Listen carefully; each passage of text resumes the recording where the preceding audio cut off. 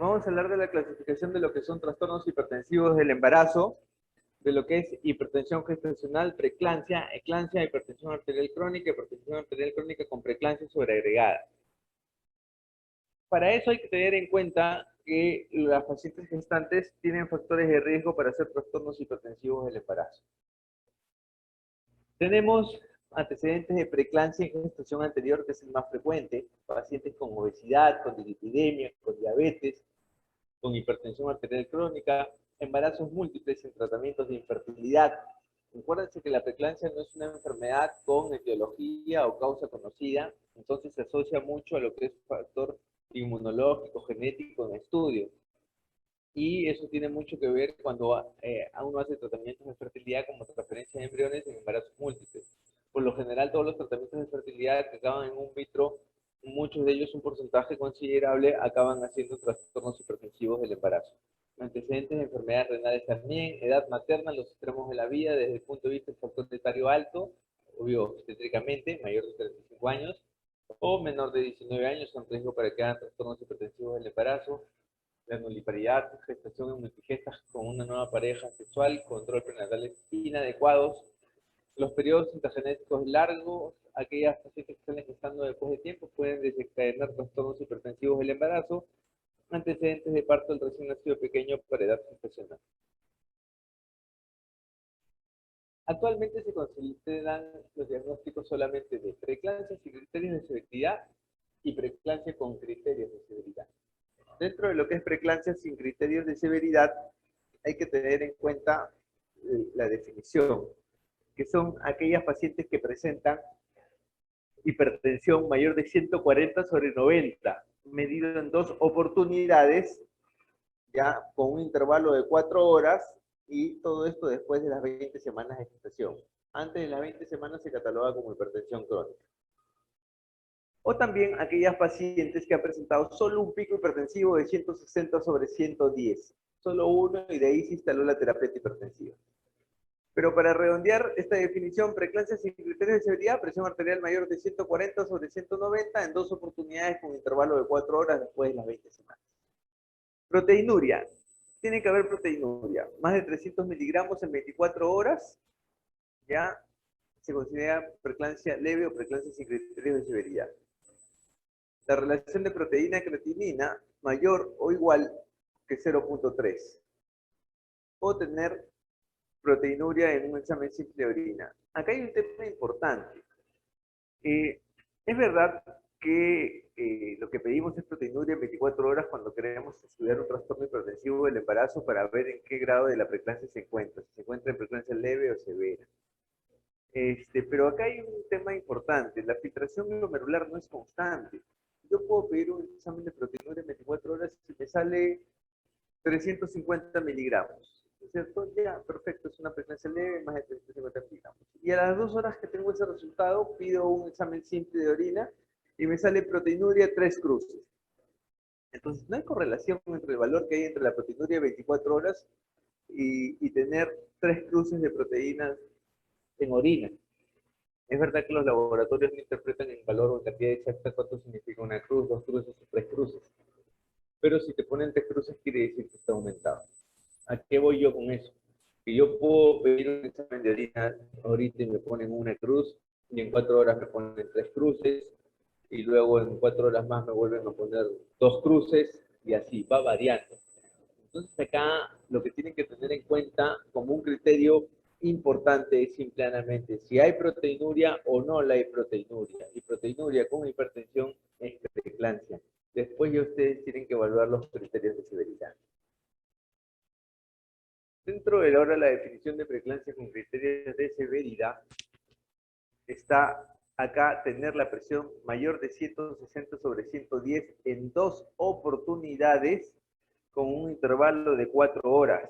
Con un intervalo de 4 horas después de las 20 semanas. Entonces, miren la diferencia. En la preeclampsia sin criterios de severidad era mayor de 140/90 en 2 oportunidades y acá mayor de 160/110 en 2 oportunidades. Otro tema importante a tener en cuenta es, hay plaquetopenia menor de 100.000, hay daño hepático, ojo, las transaminasas se encuentran elevadas, Estos pacientes pueden desencadenar en una hemorragia intraabdominal cuando presentan dolor en el hipocondrio derecho por rotura hepática. También hay daño de otro órgano blanco como es el riñón con una creatinina mayor de 1.1. Se considera de riesgo de daño de órgano blanco de insuficiencia renal por preeclampsia. Y como sabemos, estos pacientes pueden desencadenar muerte debido a un edema de pulmón agudo o a un derrame cerebral. Generalmente las preeclampsias que acaban haciendo eclampsia o convulsionan asociado a plaquetopenia tienen mal pronóstico. También puede haber trastornos visuales o retinopatías. Otra cosa importante con la preeclampsia en cuanto a criterios de severidad, hay que tener en cuenta los signos de irritación cortical. Principalmente cuando hablamos de criterios de severidad, nos referimos a los signos de irritación cortical, como son la epigastralgia, el escotoma, el tinnitus y el principal de todos, la hiperreflexia. Yo puedo tener un paciente que me llega al centro puesto de salud soporosa, que no me va a dar mayor información, no me va a decir si tiene escotoma, si tiene tinnitus, si tiene cefalea. Pero tan solo examinando al paciente y evaluando los reflejos puedo encontrarme con una hiperreflexia marcada, lo que me llevaría a iniciar mi clave azul o mi protocolo con sulfato de magnesio para evitar la convulsión de la eclampsia. Dentro de las complicaciones de un trastorno hipertensivo del embarazo tenemos lo que es el DPP, es el más frecuente. Tenemos complicaciones neurológicas como la eclampsia, la maurosis, el desprendimiento, ¿cómo se llama? De placenta. También tenemos el desprendimiento de retina, las complicaciones hematológicas como el CID, la plaquetopenia. También tenemos complicaciones renales como insuficiencia renal, disfunción renal, mortalidad materna. El retardo de crecimiento intrauterino es frecuente en estos pacientes con trastornos hipertensivos del embarazo con preeclampsia. Recordemos que los órganos blancos de un feto son cerebro, corazón, suprarrenal y vaso. Suprarrenal por las características adrenérgicas propias del género del feto, vaso por la hemoglobina, corazón, como ya sabemos, corazón importante, los latidos cardíacos y el cerebro. Entonces esos bebés tienen un retardo de crecimiento intrauterino asimétrico, digamos, son más cabezones, más tórax, poco abdomen. Si se dan cuenta, estos son los órganos blancos. Entonces, ¿por qué hacen restricción de crecimiento? Porque debido a la hipoxia crónica que tienen estos fetos, producto de que tienen un cuadro de insuficiencia placentaria o no un aporte sanguíneo adecuado por parte de la placenta, digamos que la poca sangre que les llega lo redistribuyen a sus órganos blancos, que son los que ya les mencioné. Y como se dan cuenta, dentro de los órganos blancos no les he mencionado el riñón. Quiere decir que cuando hay esta hipoxia crónica y ya empieza a haber esa redistribución del flujo sanguíneo a los órganos blancos por parte del feto debido a una insuficiencia placentaria, producto de la preeclampsia, ¿no es cierto? Le mando solo sangre a mis órganos blancos y el riñón no ser un órgano blanco no va a tener mayor perfusión sanguínea. Si no hay mayor perfusión sanguínea va a haber oligohidramias. Por eso estos fetos con trastornos hipertensivos del embarazo acaban haciendo oligohidramias. Quiere decir que si yo estoy en mi puesto de salud en Giterún y recibo un paciente con presión arterial 150-100, con signos de irritación cortical, le pongo su sulfato de magnesio, le doy su antihipertensivo, y resulta que le pido una ecografía que se realizó hace una semana, por ejemplo, y veo que me ponen oligohidramias leves. Entonces yo lo primero que pienso es que este bebé ya me puede estar haciendo redistribución de flujo y que estoy ante una insuficiencia placentaria en la cual el bebé está compensando y que lo más acorde sería transferirla para que le realicen una cesárea. Preeclampsia sin criterios de severidad. En cuanto al tratamiento depende según la edad gestacional. Si más de 37 semanas, culminar la gestación. Si es 34 séptimos, estamos y no está en trabajo de parto, todos los resultados de ultrasonido, de monitoreo fetal están normales, no hay sospecha de abrupto placentario, puedo programar una cesárea. Pero si encuentro que tiene 34 semanas con otro tipo ya de criterios de irritación cortical, de severidad, lo importante es, a pesar de la prematurez, culminar la gestación para preservar la vida de la madre. No se olviden que al menos en su salud tienen que tener ustedes el criterio de que no pueden tener una muerte materna. Muchas veces en este tipo de patologías que se asocian mucho a prematurez, hay que tomar la decisión de culminar la gestación por preservar la vida de la madre. Con eso no les estoy diciendo que le retiren importancia al feto, no. Pero muchas veces las decisiones se toman en base, por ejemplo, a las preeclampsias precoces que se pueden presentar con 28, 27 semanas, que son de evolución un poco más torpes, catastróficas y que se asocian a una prematurez extrema. Muchas veces hay que culminar la gestación por preservar la vida de la madre y sabemos que el pronóstico del feto no es muy bueno del todo debido a la prematurez extrema. En cuanto a los criterios de severidad, el tratamiento es culminar la gestación. Yo puedo culminar una gestación por vía alta o por vía baja o por vía vaginal. No hay ningún problema con eso, pero las decisiones van en base a la situación en la que se encuentra el paciente. Si yo tengo una paciente multigesta de 37 semanas que de repente está con un cuadro de preeclampsia, con ustedes severidad y me llega el trabajo de parto con 7 centímetros de dilatación, puedo darle chance vaginal y culminarlo lo más pronto posible. Pero si tengo una paciente nulípara de 35 semanas con criterios de severidad, que no se encuentra en trabajo de parto, con hemólisis, con plaquetopenia, con transaminasas elevadas, con el ácido úrico mayor de 6, con la creatinina mayor de 1.1, con dolor en hipocondrio derecho, tengo que combinarlo por vía alta. Es verdad que la literatura te dice que la preeclampsia uno puede culminar la gestación vía vaginal o vía por cesárea, totalmente de acuerdo, que es cierto que la mayoría se culmina por vía alta, por cesárea, también es verdad, también estoy de acuerdo, pero el criterio de la culminación según los criterios de severidad de la preeclampsia, va en base al cuadro de la paciente, en base a su historia clínica obstétrica. En la preeclampsia con criterios de severidad, bueno, como sabemos, no podemos utilizar todos los antihipertensivos. Generalmente lo que utilizamos es el nifedipino de 10 miligramos vía oral cada 8, también podemos utilizar el de 30 miligramos, pero por lo general lo que usamos es el nifedipino de 10 miligramos vía oral cada 8 horas, o el alfametildopa de 500 miligramos cada 8 horas, o 1 gramo cada 12 horas, como protocolos hospitalarios.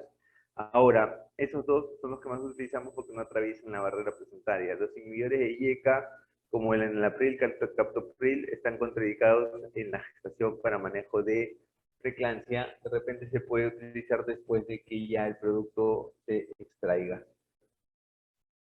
Un sulfato de magnesio, generalmente utilizamos 4 ampollas, las pasamos en 15 minutos en un frasco de 1000 cc como dosis de ataque, y luego pasamos como dosis de mantenimiento 1 gramo por hora diluido en un equipo volutrol de 100. El sulfato de magnesio nosotros lo utilizamos para prevenir las convulsiones o la eclampsia en pacientes con criterios de severidad y con signos de irritación cortical. Segundo.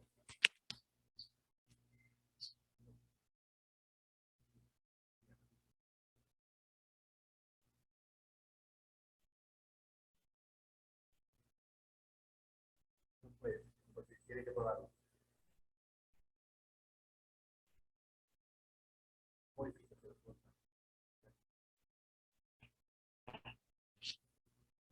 Entonces, continuando, como podemos ver, el sulfato de magnesio es para prevenir la convulsión y la eclampsia. Pero tienen que tener algo en cuenta, principalmente cuando estén en su serum y van a usar sulfato de magnesio. Si ustedes usan sulfato de magnesio, tienen que tener su antídoto, el gluconato de calcio. Porque el problema de la toxicidad por sulfato de magnesio, si por ahí se les pasa la dosis o no lo recuerdan como les estoy diciendo que lo usen, no recuerdan el protocolo de manejo y de repente producen una toxemia por sulfato de magnesio, el paciente puede acabar en arreflexia o paro respiratorio. Para eso, cada vez que abren sulfato de magnesio o que lo van a usar, tienen que abrir su hoja de monitoreo de funciones vitales del paciente y estarle controlando los reflejos. Si ven que está haciendo reflexia y que empieza a tener dificultad respiratoria, y entonces a un paro respiratorio, tienen que poner el gluconato de calcio como antídoto.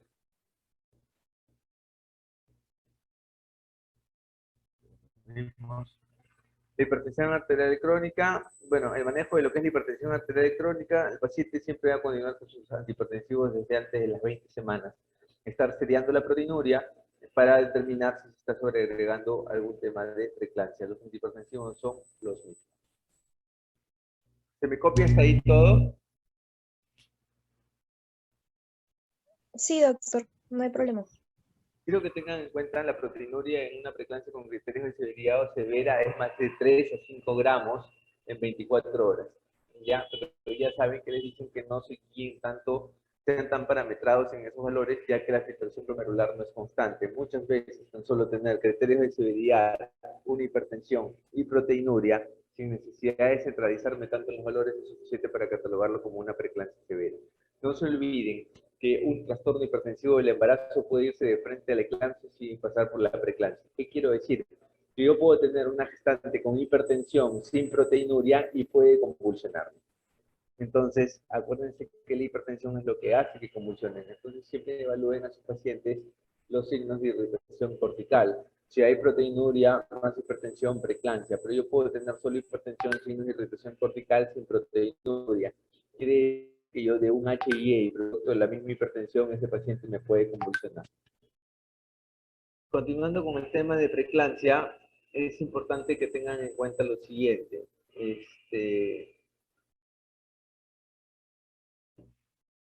El principal predictor de preeclampsia es el Doppler de las arterias uterinas. El Doppler de las arterias uterinas me va a permitir a mí captar pacientes con alto riesgo de preeclampsia. El Doppler de arterias uterinas dice que mayor valor predictivo tiene preeclampsia. Y ojo, otra cosa importante. Vámonos, antes de escribir esta parte, quiero acá. ¿En qué consiste el Doppler de arteria uterina? El Doppler de arteria uterina me permite a mí estudiar la unidad útero-placentaria. Este es un corte axial del útero, donde vemos la arteria uterina, la arteria arcuata anterior, la arteria arcuata posterior. A nivel miometrial vemos las arterias radiales, las arterias basales, y a nivel del endometrio, que es a partir de donde está la línea punteada negra, tenemos las arterias espirales. Perfecto. Las oleadas trofolásticas, no sé si lo hayan escuchado. ¿Qué son? ¿En qué consiste? Y es la principal consecuencia de la preeclampsia. Y es al final lo que tratamos. Normalmente, una gestación normal entre 8 y 12, 13 semanas, entre 8 y 12, 13 semanas, es la primera oleada trofolástica. Y la segunda oleada trofolástica es entre 16 a 20 semanas como promedio. ¿En qué consisten las oleadas trofolásticas? En que estos vasos espirales se van a dilatar para que llegue mayor perfusión sanguínea, ¿no es cierto?, al feto a través de la placenta. Y también luego se va a dilatar la parte proximal de las arterias radiales, que son ya las que están a nivel miometral. Una vez que se dan las dos oleadas trofolásticas, tenemos un vaso completamente dilatado y se forman las famosas vellosidades coriales. Pero ese vaso dilatado en sus dos etapas, en las dos oleadas, es lo que me va a permitir una gestación normal con bajo riesgo de preeclampsia.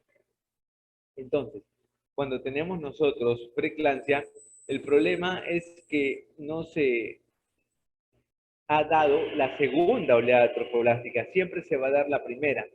Acá en este gráfico podemos ver la placenta, el endometrio, y esto blanco de acá es el miometrio. Y acá podemos tener un vaso espiral, y esta es la porción ya miometrial, ¿cierto?, de ese vaso espiral que vendría a ser parte de la arteria radial. Pero acá ese vaso ha dado, en su porción más proximal a la placenta o al endometrio, su primera oleada. Y miren, dilató. Pero la segunda oleada, que es la parte más pegada al miometrio, todavía no ha dilatado. Ahí es cuando se da el tema de la preeclampsia. Cuando no se da la oleada trofoblástica, la segunda, entre 16 y 20 semanas. Primera oleada, primera oleada, primera oleada, primera oleada. Nunca se dio la segunda. Acá, sin embargo, ven que la parte proximal al miometrio, que es esto que está con color celeste, ¿no es cierto?, sí se ha dilatado. Sí se ha dilatado. Entonces, al dilatarse, la arteria espiral en su parte más proximal al miometrio, podemos ver que se ha dilatado el vaso en toda su totalidad y que se ha dado la primera oleada trofoblástica y la segunda oleada trofoblástica. Lo que me lleva a mí a decir que el riesgo de que este paciente me haga preeclampsia es bajo. Entonces, vuelvo a repetir, la preeclampsia se da porque hay un trastorno o un déficit de la segunda oleada trofolástica, más sin embargo solo se da la primera. Y al no ver una dilatación completa del vaso, ¿qué es lo que va a pasar? Eso se va a traducir en vasoconstricción. Y si hay vasoconstricción, hay un aumento del calibre del vaso. Claro, hay una disminución del calibre del vaso. Claro, porque no se ha dado la dilatación de la parte más proximal al miometrio, no se ha dilatado ese vaso. Entonces, si no se ha dilatado, ¿qué hay? Vasoconstricción. Si hay vasoconstricción, ¿qué va a haber? Aumento de resistencia. Si va a haber aumento de resistencia y vasoconstricción, ¿qué va a haber? Hipertensión. Entonces, quiero que vean acá eso cómo se traduce. Se traduce en una onda. Yo no les pido a ustedes que hagan ecografía, pero sí que sepan interpretar y por qué pedirle. Acuérdense que el Doppler de arteria uterina es el principal predictor de preeclampsia. Entonces, si yo tengo, esto se llama sístole y esto de acá se llama diástole. Esto es una onda. Acá predomina la sístole sobre la diástole, o sea, predomina la vasoconstricción sobre la vasodilatación, o sea, predomina la resistencia en la sístole y la diástole poca resistencia. Claro, pero entre esta parte de la onda y esta que predomina, la sístole. Entonces, este es el Doppler de una arteria uterina o la onda de una arteria uterina que no ha sido dilatada. Y si no ha sido dilatada en todo, sus dos oleadas trofoblásticas se va a reflejar así. Ahora, este es el Doppler de una arteria uterina normal para una paciente no gestante. Sería también viendo la onda normal para una paciente de repente con 14 semanas, 15 semanas. ¿Por qué? Porque todavía no se da la segunda oleada trofoblástica, entonces es normal que todavía encuentre la resistencia o la sístole o la vasoconstricción aumentada con respecto a la diástole. Pero miren acá cómo esta onda cambió. Ya el triángulo o el pico es menor y esto de acá, la diástole, subió hasta acá. Aquí está. Entonces, al haber más diástole que vence a la sístole, ahí ya se dieron las dos oleadas trofoblásticas, ¿no es cierto? Y hubo una dilatación completa de los vasos espirales, ¿no es cierto? Que se reflejan en la arteria uterina mediante un predominio de la diástole. Y esto es como yo espero encontrar la arteria uterina pasada las 24 semanas. Estamos. Eso es como yo espero encontrar la arteria uterina pasada las 24 semanas. Ahora, si yo encuentro un Doppler de arteria uterina así, pasada las 24 semanas, definitivamente tiene alto riesgo de preeclampsia. Porque estoy viendo que al predominar la sístole sobre la diástole no se han dado las dos oleadas. Y esto lo puedo estudiar a las 24 semanas. Ahora, con el ecógrafo yo mido esta onda y me sale IP, que es lo mismo que decir índice de resistencia, IP mayor de 1.4. Si me sale el IP mayor de 1.4, lo considero alto riesgo de preeclampsia. Entonces yo digo, ¿no? Mido esta onda a las 26 semanas y me sale IP 1.5, alto riesgo de preeclampsia para ese paciente. Si yo mido esta onda a las 25 semanas y me sale un IP de 1, es menor de 1.4, bajo riesgo de preeclampsia. Bajo riesgo de preeclampsia. Entonces, para eso me sirve el Doppler de arteria uterina, para estudiar las oleadas trofoblásticas, para estudiar la consecuencia de la preeclampsia, para estudiar la consecuencia de la etiología de la preeclampsia. Para eso me sirve el Doppler de arteria uterina. Ahora, ese es el Doppler de la arteria uterina estudiado a las 24 semanas. Entonces, claro, era beneficioso y así fue como empezó y como decíamos, mire, qué bacán. Estudio mi Doppler de arteria uterina a las 24 semanas y capto los pacientes de riesgo para preeclampsia. Sí, pero solo es para decirle, mira, hay que controlarte más, no me subas de peso, no me puedes subir más de 12 kilos de peso, toma tus antioxidantes y vente más seguido para controlarte. Sin embargo, fuera de que me hacía tener más énfasis en aquellos pacientes, no me permitía instaurar ninguna medida preventiva o profiláctica, porque estudiarlo las 24 semanas ya se dieron las dos oleadas trofoblásticas. Y si ya se dieron las dos oleadas trofoblásticas, ya mucho no puedo hacer, solo captar el riesgo. Entonces se procedió a estudiar el Doppler de la arteria uterina a las 12 semanas como punto de corte. Yo les dije que a las 24 semanas el punto de corte era tener un IP de 1.4, tener a las 12 semanas un IP de 2.35 es el punto de corte. Quiere decir que a las 12 semanas yo tomo el Doppler de arteria uterina, que probablemente tenga esta forma, como ya les dije, porque con 12 semanas no se ha dado la segunda oleada trofoblástica y recién se está dando la primera, pero el IP que me lo arroja el software del ecógrafo es mayor de 2.35, mayor de 2.35 a las 12 semanas, estás captando un paciente con alto riesgo de preeclampsia precoz, que son las catastróficas, que son las que se mueren, que son las que se asocian a la principal causa de muerte materna en Lima, que es la preeclampsia. La única diferencia es que al captarlo con 12 semanas, voy a poder instaurar medidas profilácticas que me permitan que se lleve a cabo la segunda oleada transplástica de mejor manera. Y me va a permitir de repente instaurar un tratamiento profiláctico como dar aspirina de 80 o de 100, una tableta diaria hasta que tenga 24 semanas. Y como sabemos, la aspirina es un antiagregante plaquetario, evita la formación de trombos y va a permitir mayor vasodilatación y mayor perfusión sanguínea, y va a permitir una dilatación adecuada de los vasos espirales y que se dé la segunda oleada trofoblástica. Entonces, esa es la diferencia entre hacer el Doppler de arteria uterina a las 24 semanas, una vez que ya se dieron las dos oleadas trofoblásticas que no me permite hacer medidas profilácticas, solo captar el riesgo, o hacerlo a las 12 semanas, donde yo puedo tener un IP mayor de 2.35 y lo catalogo como patológico y me da chance de instaurar alguna medida profiláctica como la aspirina para hacer que se lleve a cabo la segunda oleada trofoblástica.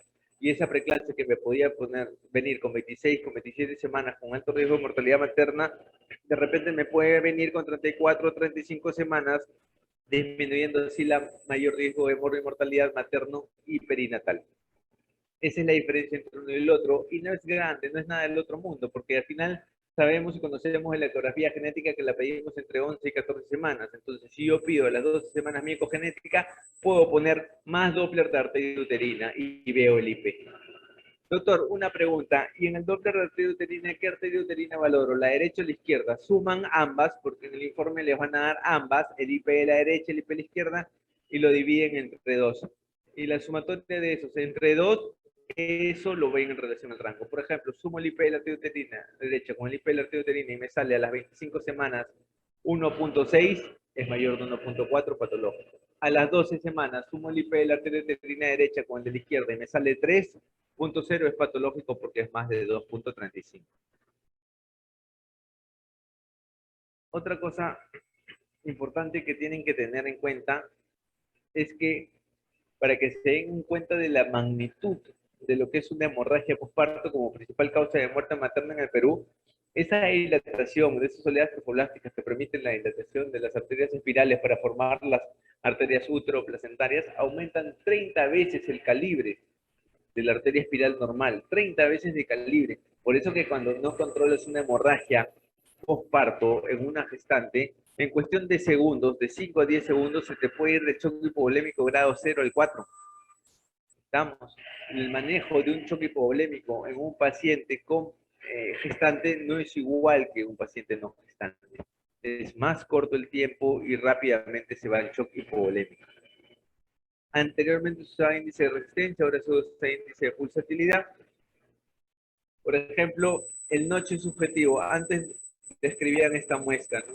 Se llama noche, ahora no se usa. El IP te permite medir lo que pasa al comienzo de la onda, durante la onda y al final de la onda.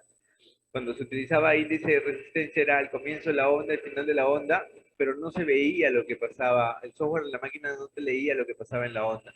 Entonces por eso uno le da validez al notch. El notch es esta muesca de acá. Ah, hay un muesca más un IR aumentado, riesgo de preeclampsia. Ahora no, el IP y el valor que les he dado, punto, no necesitan más.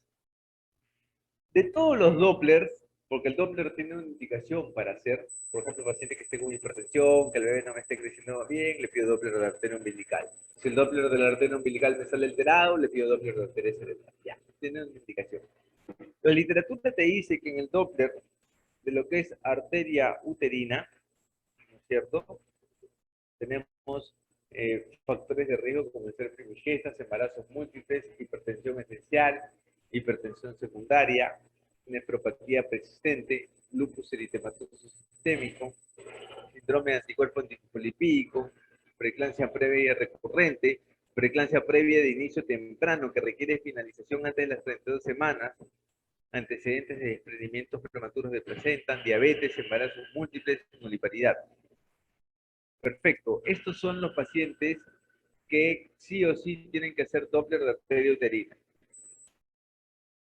Pero yo les digo usted, si ustedes agarran y hacen un estudio de 100 pacientes, o que tengan ustedes en su serum y a todos sus pacientes sin estos factores de riesgo, y a todos les hacen el Doppler de arteria uterina entre 11 y 14 semanas, a las 12, cuando le piden la genética, ¿no es cierto?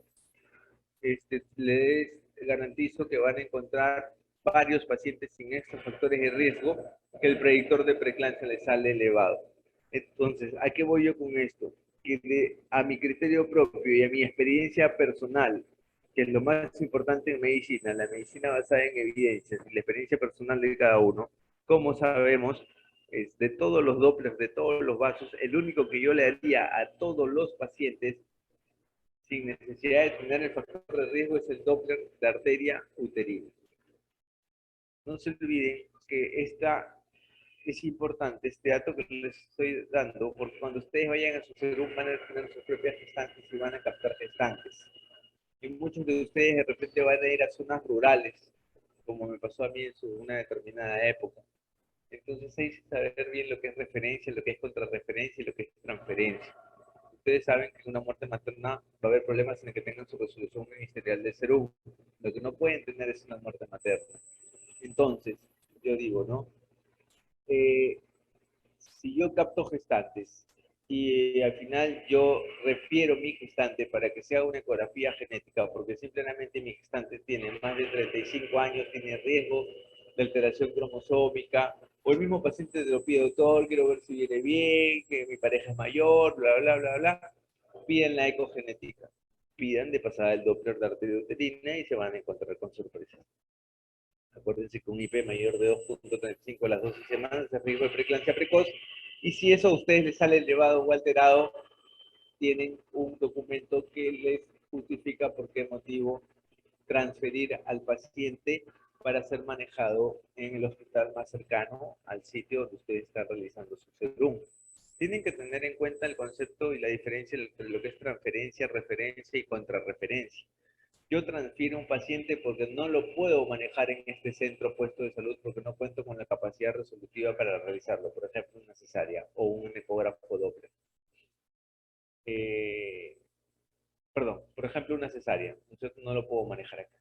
En el caso de una ecografía Doppler, ahí yo no transfiero, yo refiero, porque yo refiero para que le hagas la prueba y tengo la posibilidad de que me hagas una contrarreferencia, o sea, que me devuelvas al paciente para ver el resultado, hacerle el seguimiento, instalarle la medida profiláctica y ya cuando llegue frente a etapas como 28 semanas, tercer trimestre, la transfiero para el manejo en el hospital que le corresponde.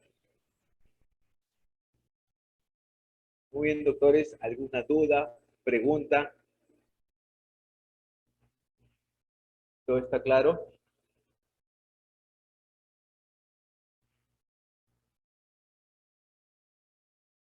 Doctores, Sí, doctor, todo está claro. sí, no hay duda de nada, todo está en orden. Doctor, una consulta. A ver, Pero no le entendí bien. ¿Hay variación del IP entre 12 y las 24 semanas? claro, el IP va variando de edad gestacional a edad gestacional. A las 12 semanas el punto de corte es 2.35, a las 24 semanas el punto de corte es 1.4. Quiere decir, si a las 12 semanas yo mando un Doppler arteriouterina y me informan el IP promedio de ambas, ¿no? O de repente me dan el IP de la arteria uterina derecha 3 y el IP de la arteria uterina izquierda 2.40, sumo ambas y lo divido entre 2 y me sale más de 2.35, tengo alto riesgo de preeclampsia con ese paciente. Entonces tengo que tomar énfasis y darle aspirina. Eso me va a evitar tener una catástrofe o una muerte materna. Uno. Segundo, ya tú sabes que tienes un predictor alto de preeclampsia precoz.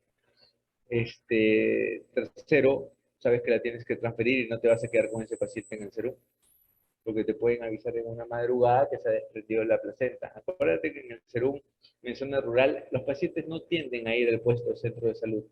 Tú vas al domicilio y muchos de los partos son domiciliarios y las emergencias te las encuentras en el domicilio. No son las condiciones adecuadas. Por eso es que el fin de esta clase y el fin de lo que yo les transmito es que capten factores de riesgo, pacientes de riesgo, para que se eviten la sorpresa en su momento. Vale, doctor, gracias. Ok. ¿Alguna otra pregunta? Doctor, sí, buenos días. Bien. Mi pregunta era, doctor, si por ejemplo, para que puedan desarrollar preeclampsia las pacientes que están